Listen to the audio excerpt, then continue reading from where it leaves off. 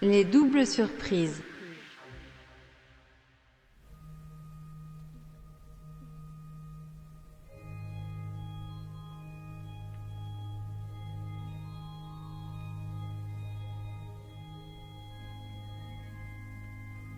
I'm Charles Cuykendall Carter, Assistant Curator of the library's Pforzheimer Collection, and I'd like to show you one of the Pforzheimer Collection's more recent acquisitions, one that, when it was produced nearly 200 years ago in France, would have made quite a nice gift for some lucky little girl or boy, though, given the nice condition in which it remains, was probably never in the hands of a child.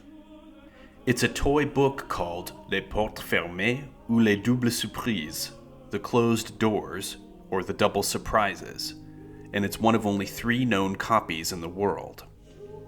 In the story of Les Fleurs, the flowers, Marie wants to be the first to present her sister Claire with a bouquet on her birthday.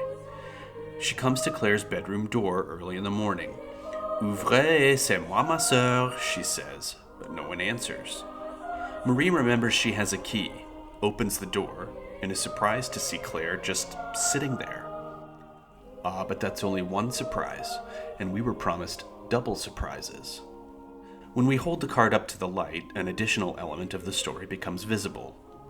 Claire hadn't answered the door because she was alone with her boyfriend, who'd beaten Marie to the punch with a giant basket of birthday flowers. 2 of the other stories are romantic comedies like this one. In the portrait, a young lady finds what she at first thinks is a mirror, but turns out to be a painting of her betrothed, who she's yet to meet. She finds the portrait unflattering and calls off the marriage. In La Française, Cécile tricks her old aunt into sending her on a long carriage ride with the boyfriend she's been forbidden to see hiding in the car. The remaining stories are quite a bit darker. The Temple of Diana is set in ancient Rome. Cupid, god of love, is jealous because the beautiful human, Athénée, gives all her attention to Diana, goddess of chastity. Cupid spies on Athénée in the temple, and while she's kneeling in prayer to Diana, Cupid conjures a statue of himself and forces her with magic to worship him. In The Temptation, an old monk rescues his friend, a younger monk, who's being tempted by the malevolent spirit Astaroth. The young monk has made himself a hermit, meditating in solitude with only his books, simple food, and a skull.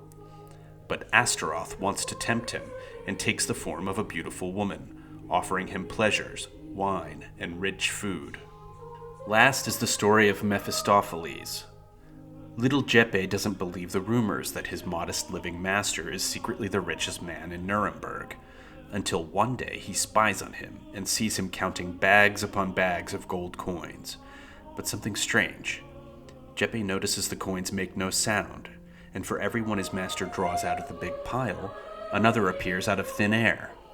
Suddenly a dark monster appears with long horns and a tail. It's Mephistopheles, one of the most powerful demons of hell. He's come to collect Jeppe's master's soul, which he traded for gold. We don't know much about this strange, charming little collection of stories, not the author or the publisher or the printer, or even a precise publication date. We found mention of it in this 1839 catalog, so we know it predates the 1840s. We can often use a watermark to narrow down a publication date. The partial one we find in Les Portes Fermées is puzzling. If all that remained were the last 2 digits, we'd probably have been satisfied in concluding, wrongly, that it was the second half of an 1827 watermark date, which would certainly be plausible. But this sure looks like 227. Maybe it's part of a papermaker's business address. We'll leave this little bibliographic mystery for some future researcher to solve.